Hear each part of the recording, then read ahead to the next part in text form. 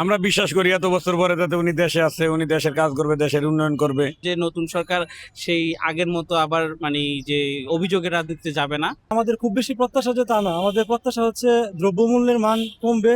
আমরা প্রত্যাশা করি যে তারেক রহমান যেন সবার জমি সমান চোখে দেখতে পারে, বুঝলেন। দেশ পরিচালনার জন্য প্রথমে দরকার আইনের শাসন প্রয়োজন।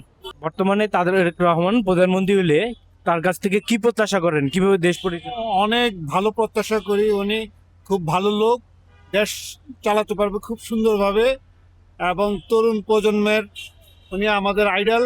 ওনার কাছ থেকে আইন শৃঙ্খলার ব্যাপারে খুব ভালো হবে আমাদের জন্য, আশা করি। হ্যাঁ, অর্থনৈতিক মান্দাটাও কাটবে ইনশাল্লাহ। আমরা বিশ্বাস করি এত বছর পরে যাতে উনি দেশে আছে, উনি দেশের কাজ করবে, দেশের উন্নয়ন করবে। এই কারণে তারে আমরা ভোট দিছি। যে আমাদের আত্মবিশ্বাস, উনি যে আত্মবিশ্বাসে আছে বাংলাদেশে উনি দেশটা সুন্দরভাবে করবে, এটা আমাদের আত্মবিশ্বাস। এই হিসাবে আমরা তাকে ভোট দিছি, আমরা তাকে সহযোগিতা করেছি। আমাদের চাওয়া দেশে তো মনে করেন আমরা গরিব মানুষ, আমাদের দ্রব্যমালের দাম কম, যেগুলো করে যাতে চাঁদাবাদ যাতে না থাকে, যাতে জিন্দগি না থাকে, যাতে আমরা গরিব মানুষ সুন্দরভাবে চলতে পারি। প্রত্যাশা তো অনেক কিছুই থাকে, নতুন সরকার নতুন দেশ সেই হিসাবে আমরা বলবো। কারণ 5 জুলাইয়ের পরে আমরা নতুন একটা দেশ পেলাম আবার। তো নতুন দেশের নতুন প্রত্যাশা অনেক কিছুই আছে নতুন সরকারের প্রতি। তো আমি আশা করব আমাদের নতুন সরকার আমাদের প্রত্যাশাগুলো পূরণের জন্য সর্বোচ্চ চেষ্টা করবে। তার ভিতরে অন্তর্ভুক্ত আছে আমাদের অর্থনৈতিক দিকটা, যেটা বলবো যে আমাদের বেকারত্ব দূরীকরণ, তারপরে হচ্ছে আপনার আমাদের যে বিদেশি বিনিয়োগ যেটা সেটা, তারপরে আমাদের যেই পড়াশোনার যেটা কথা বলবো যে আমাদের পড়াশোনা যদি নতুনত্ব নিয়ে আসে সেগুলোর ব্যাপারে বলবো। আর আইন শৃঙ্খলার ব্যাপারটা স্পেশালি বলবো, কারণ প্রিভিয়াসলি আমাদের মানে আইন শৃঙ্খলা খুব অবনতি করছে। তো আমি আশা করব যে নতুন সরকার সেই আগের মতো আবার মানে যে অভিযোগের রাজনীতিতে যাবে না, এটাই হচ্ছে আমার কামনা।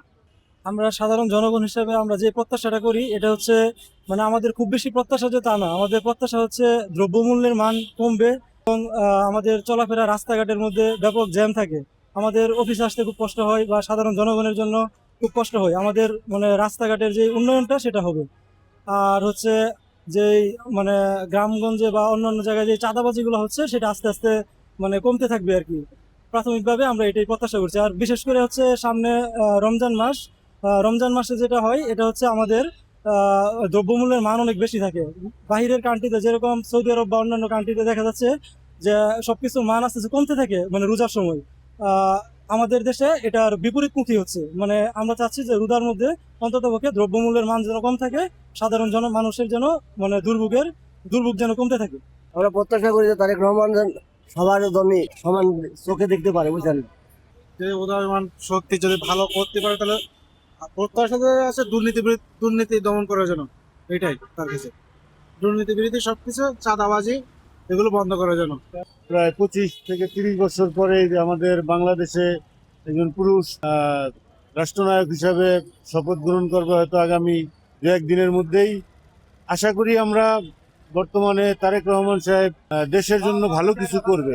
হয়তো আমাদের জনগণ যারা আমরা অসহায় দুস্থ মধ্যবিত্ত ফ্যামিলির কিছু লোকজন আছি তাদের জন্য হয়তো সে কিছু করবে। এখন আমরা এটাই তার কাছ থেকে আশা করি, দ্রব্যমূল্য নিয়ন্ত্রণে রাখবে এবং চাঁদাবাজি যাতে ঢাকার শহর না হয়, বাংলাদেশের কোনো ভূমিদস্যু যাতে না থাকে, ঘুষ সুদ বাণিজ্য এগুলো যাতে না হয়, এগুলোর দিকে খেয়াল রাখবে। এটাই আমরা তার কাছ থেকে প্রত্যাশা করি। দেশ পরিচালনার জন্য প্রথমে দরকার আইনের শাসন প্রয়োজন।